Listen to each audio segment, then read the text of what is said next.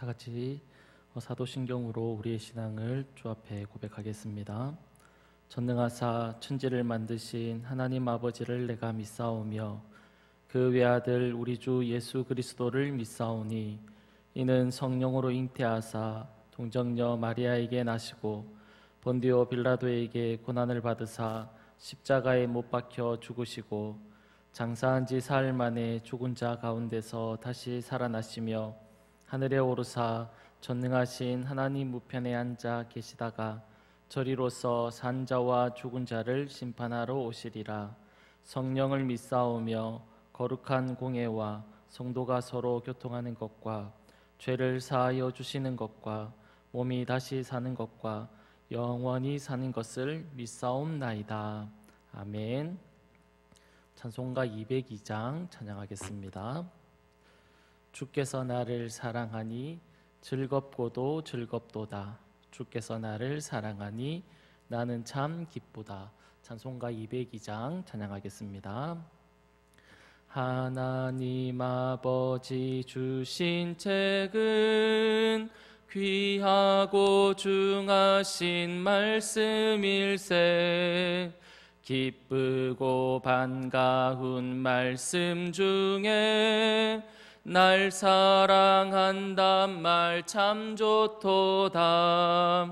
주께서 나를 사랑하니 즐겁고도 즐겁도다. 주께서 나를 사랑하니 나는 참 기쁘다. 구속의 은혜를 저버리고 어긋난 딴 길로 가다가도 예수의 사랑만 생각하면 곧 다시 예수께 돌아오리. 주께서 나를 사랑하니 즐겁고도 즐겁도다. 주께서 나를 사랑하니 나는 참 기쁘다. 구주의 영광을 바라보며 예수의 이름을 찬양하리. 영원히 찬양할 나의 노래 예수의 이름이 귀하도다. 주께서 나를 사랑하니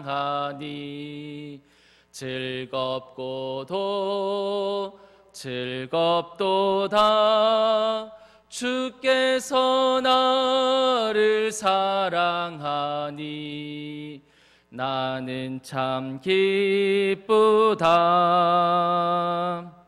주 예수 날 사랑하시오니 나 또한 예수를 사랑하네. 날 구원하시려 내려오사 십자가 위에서 죽으셨네. 주께서 나를 사랑하니 즐겁고도 즐겁도다. 주께서 나를 사랑하니 나는 참 기쁘다. 주 예수 날 사랑하시오니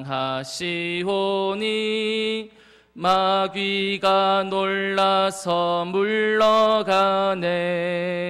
주 나를 이렇게 사랑하니 그 사랑 어떻게 보답할까. 주께서 나를 사랑하니 즐겁고도 즐겁도다. 주께서 나를 사랑하니 나는 참 기쁘다. 아멘. 하나님 말씀 보겠습니다. 하나님의 말씀은 요나서 1장 4절부터 10절까지 말씀입니다. 요나서 1장 4절에서 10절까지 말씀입니다. 우리에게도 관심이 있습니다 라는 제목으로 말씀을 받겠습니다.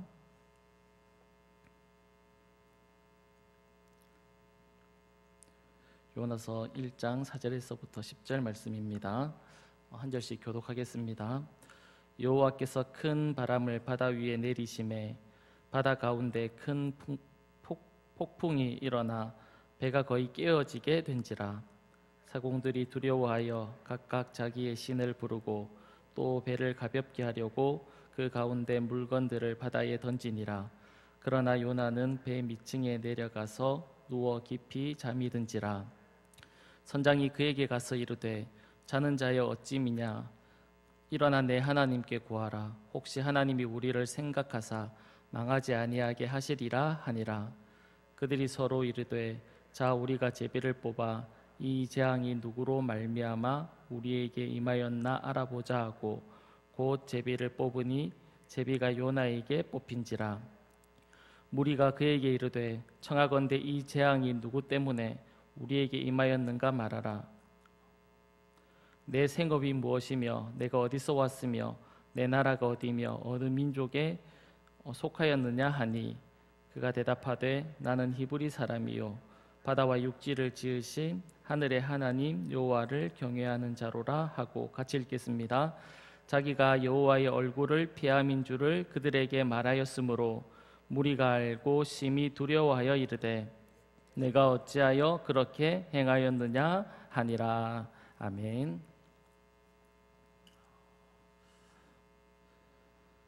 성경을 보면 풍랑을 만난 그런 이야기들이 있습니다. 먼저 마태복음 8장에 보면 예수님과 제자들이 배를 타고 갈릴리 호수를 지나고 있을 때 큰 풍랑이 일어나서 배가 물에 빠질 것 같은 그런 상황이 벌어지게 됩니다. 그때 예수님께서는 피곤하셔서 배에서 이렇게 주무시고 있는 중이었습니다. 제자들 중에는 고기잡이를 하는 그런 사람도 있었기 때문에 이런 상황을 여러 번 만났을 것입니다. 그래서 그들이 가지고 있던 그런 능력이나 그런 재주로 그런 위험한 상황을 벗어나려고 이렇게 노력을 했지만 불가능했습니다. 그래서 배에서 주무시는 예수님을 깨웠습니다. 잠에서 깨어나신 주님께서 제자들을 잠에서 깨어난 주님을 보고는 제자들이 지금 우리가 물에 빠져서 죽게 되었다라고 그렇게 야단법석을 떨었을 겁니다. 그때 예수님이 제자들을 향해서 무엇이라고 말씀하셨냐면 마태복음 8장 26절에 보면 이렇게 말씀하셨습니다. 예수께서 이르시되 어찌하여 무서워하느냐 믿음이 작은 자들아 하시고 곧 일어나 바람과 바다를 꾸짖으시니 아주 잔잔하게 되었다. 그렇게 말씀합니다. 예수님이 제자들의 무엇을 꾸짖으셨습니까? 믿음 없음을 꾸짖으셨습니다. 그리고는 일어나서 바람과 바다를 아주 잔잔하게 하셨습니다. 그때 제자들의 반응은 예수님이 누구신가? 이분이 누구시기에 바람과 바다도 이분의 말씀 앞에 순종하는가라고 그렇게 의아하면서 생각을 했다는 겁니다. 이와 비슷한 사건인데 마태복음 14장에 보면 제자들이 호수를 이렇게 또 건너가고 있을 때 바람으로 인해서 고난을 당하고 있었습니다. 어려움을 맞이하고 있었습니다. 그때 예수님께서 바다 위로 그들에게 걸어오셨습니다. 이를 본 제자들이 예수님을 유령이라고 생각해서 두려워 떨고 있었습니다. 그때 예수님께서 그 제자들을 보시면서 내니 두려워하지 말라 그렇게 말씀을 하셨습니다. 내니 두려워하지 말라 그 얘기를 들었던 제자들 중에 베드로는 주님이시면 나를 명해서 물 위로 이렇게 걸어갈 수 있도록 해달라라고 그렇게 주님에게 부탁을 하게 됩니다. 예수님은 베드로에게 물 위로 걸어오라고 그렇게 말씀하셨고 베드로는 물 위를 걸어가게 되었습니다. 그런데 걷다 보니까 이제 바람을 보고 무서워서 그 물 밑으로 이렇게 깔아앉게 되었습니다. 그때 주님이 베드로를 붙잡아 주시면서 이렇게 말씀하셨습니다. 마태복음 14장 31절 말씀입니다. 예수께서 즉시 손을 내밀어 그를 붙잡으시며 이르시되 믿음이 작은 자여 왜 의심하느냐 하시고 그렇게 말씀하셨습니다. 베드로의 무엇을 주님이 꾸짖으셨냐면 믿음이 없음을 꾸짖으셨습니다. 그리고는 배에 오르자 바람과 바다가 어떻게 되었을까요? 잔잔하게 되었다 그렇게 말씀합니다. 우리는 이 두 가지의 사건을 보면서 주님이 제자들의 무엇을 꾸짖고 있습니까? 그들의 믿음 없음을 이렇게 꾸짖고 있는 것을 우리가 볼 수 있습니다. 이 말을 반대로 생각해 보면 예수님은 제자들에게 무엇을 요구하고 있고 또 제자들이 무엇을 가지기를 원하고 있습니까? 제자들이 믿음을 가지기를 주님이 원하고 있었다라는 겁니다. 그리고 또 주님이 이 두 사건을 보면 바람과 바다를 다스리시고 주관하시는 그런 모습도 우리가 볼 수 있습니다.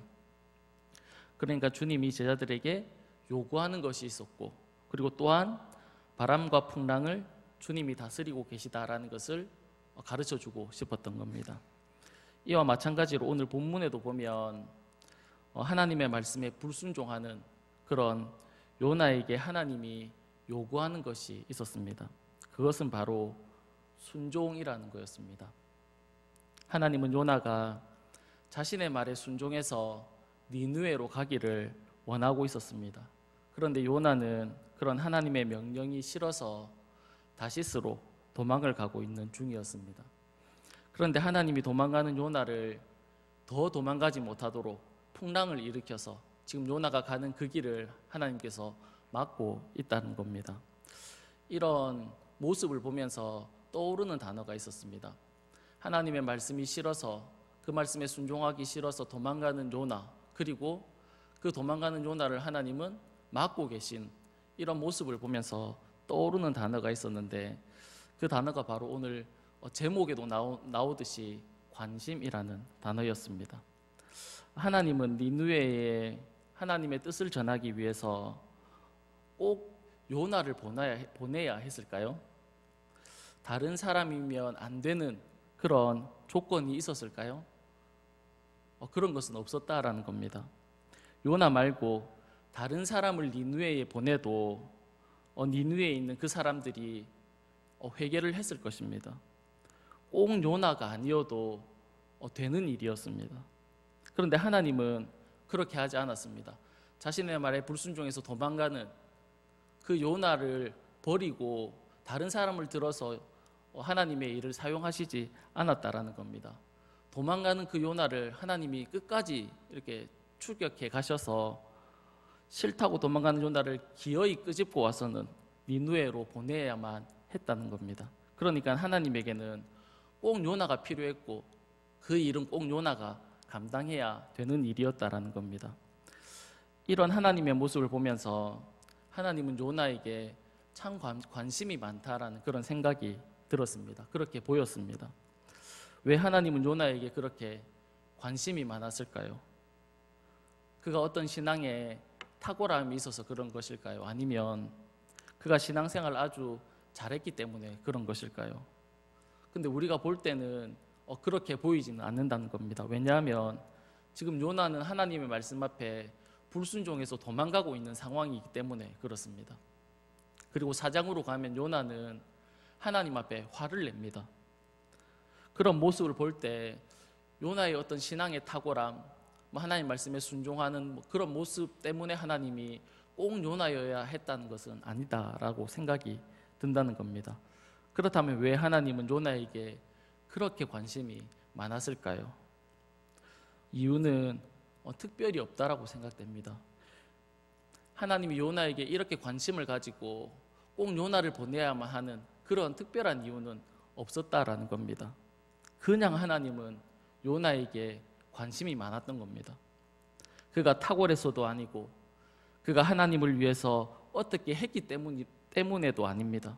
하나님은 아무런 이유 없이 그냥 요나라는 사람에 대해서 관심이 있었다라는 겁니다. 아무 조건도 없었습니다. 하나님은 요나에게 그냥 너무 많은 관심을 가지고 있다는 겁니다. 그래서 그가 순종해 줬으면 좋겠고 자신의 말을 따라줬으면 좋겠다라는 마음이 하나님에게 있었다는 겁니다. 그런데 요나는 그럴 생각이 없었던 겁니다. 그래서 하나님은 요나에게 하나님의 마음을 보여주기 시작한 겁니다. 그 첫 번째가 풍랑을 일으키는 거였습니다. 자신의 생각과 자신의 계획대로 되지 않도록 요나가 가는 그 길을 하나님이 막으신 겁니다. 그리고는 그 다음은 이제 잠자는 그를 깨우는 겁니다. 첫 번째 하나님의 마음은 그가 가는 길을 막았던 거고, 두 번째는 그가 자고 있을 때 하나님께서 깨우신 겁니다. 본문 5절 끝에 보면 그러나 요나는 배 밑층에 내려가서 누워 깊이 잠이 든지라. 하나님에 대해서 전혀 반응을 보이지 않는 그런 요나의 모습을 볼 수 있는데, 이런 요나를 6절에 보면 선장이 잠자는 요나에게 이렇게 얘기합니다. 선장이 그에게 가서 이르되 자는 자여 어찌 미냐, 일어나서 내 하나님께 구하라, 그렇게 말씀하고 있습니다. 풍랑을 일으켜도 일어나지 않는 그런 요나를 보고는 선장을 통해서 그를 깨우고 있는 것을 우리가 볼 수 있습니다. 너를 향해서 하나님이 관심이 많다는 것을 보여주고 있는 겁니다. 그러자 요나가 조금 하나님의 뜻을 알아차린 것 같기도 합니다. 왜냐하면 10절에 요나가 이렇게 말을 합니다. 자기가 여호와의 얼굴을 피함인 줄을 그들에게 말하였으므로 무리가 알고 심히 두려워하여 이르되 내가 어찌하여 그렇게 행하였느냐 하니라. 요나가 배 안에 있는 사람들에게 이 풍랑이 자신 때문에 왔다라고 그렇게 이유를 밝히고 있습니다.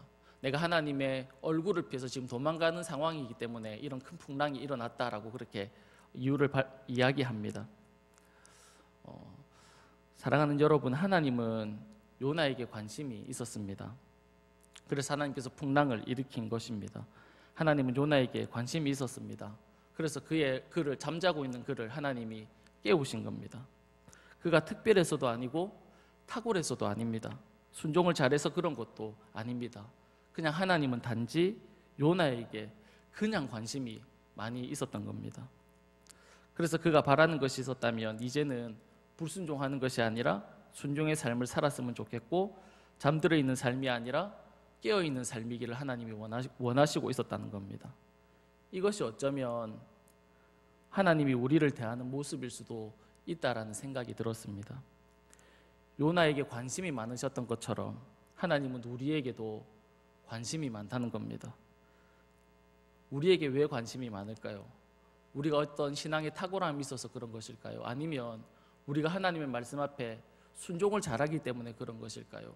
아니면 하나님이 보실 때 우리에게 어떤 특별한 것이 있어서 우리에게 관심이 많은 것일까요? 그렇지 않다라는 겁니다. 특별하지도 않고 순종을 잘하는 것 같지도 않는 그런 요나에게 하나님이 관심이 많으셨던 것처럼, 그냥 관심이 많으셨던 것처럼 하나님은 오늘 우리에게도, 우리가 어떤 특별하거나 잘난 것이 없음에도 불구하고 하나님은 우리에게 관심이 많다라는 것입니다. 어쩌면 우리가 요나처럼 불순종의 삶을 살아갈 때도, 하나님의 말씀을 어기고 하나님의 말씀을 따라가지 않는 그때도 하나님은 우리에게 관심이 많다라는 사실입니다. 이 사실을 하나님은 우리가 알았으면 좋겠다라고 그렇게 말씀하고 있는 겁니다. 우리의 삶을 살아가다 보면 우리 혼자 있는 것 같고 내 생각대로 되지 않는 것 같고, 그래서 하나님이 나에게 관심이 없는 것 같고 하나님이랑 나랑은 아무런 관계가 없는 것처럼 그렇게 느껴지는 삶을 살아가는 그 순간에도 하나님은 여전히 우리에게 관심이 많다라는 것을 너희들이 알았으면 좋겠다, 그렇게 말씀을 하고 있는 겁니다. 그래서 하나님은 우리가 그 하나님 앞에 순종했으면 좋겠고 너희들이 나의 말을 따라줬으면 좋겠다라는 그런 마음을 우리에게도 마찬가지로 가지고 있다라는 생각이 듭니다. 그래서 우리가 신앙생활 할 때 잠들어 있으면 일어났으면 좋겠고, 우리가 신앙이 열심히 좀 이렇게 식어 있으면 신앙이 좀 열심을 가졌으면 좋겠고, 그런 하나님의 마음이 있다라는 것입니다. 사랑하는 여러분, 우리의 관심이 이 세상이 우리에게 이렇게 관심을 많으신 우리가 하나님을 생각하면서 우리는 어디에 관심을 두면서 살아야 하겠습니까? 바라기는 우리의 관심이 세상이 아니기를 바랍니다. 이 세상에서 누릴 수 있는 어떤 영광이 아니기를 바랍니다. 또한 주님이 주신 어떤 축복이 아니기를 바랍니다. 오직 우리의 관심이 하나님 한 분이기를 간절히 소망하고 바랍니다. 하나님께서 우리를 특별한 이유 없이 사랑해 주시고 특별한 이유 없이 관심을 가져주시듯이 우리도 하나님을 향해서 관심을 가지고 그를 사랑하면서 살아갈 수 있는, 그 주님만 바라보면서 살아갈 수 있는 저와 여러분의 삶이 다 될 수 있기를 간절히 축복합니다. 기도하도록 하겠습니다. 살아계신 하나님 아버지, 우리의 어떠함이 아니라 그냥 우리를 사랑하시고 관심을 가져주시는 하나님, 고맙고 감사합니다. 우리에게 관심이 많으시다라는 것을 우리가 기억하며 살아갈 수 있는 저희들의 삶이 다 될 수 있도록 주님께서 은혜를 베풀어 주셔서 우리의 관심이 이 세상이 아니라 하나님이 주시는 축복이 아니라 그냥 하나님에게 우리의 관심을 쏟을 수 있는 저희들의 삶이 다 될 수 있도록 주님께서 은혜를 베풀어 주옵소서. 고맙고 감사하며 살아계신 예수님의 이름으로 기도드립니다. 아멘.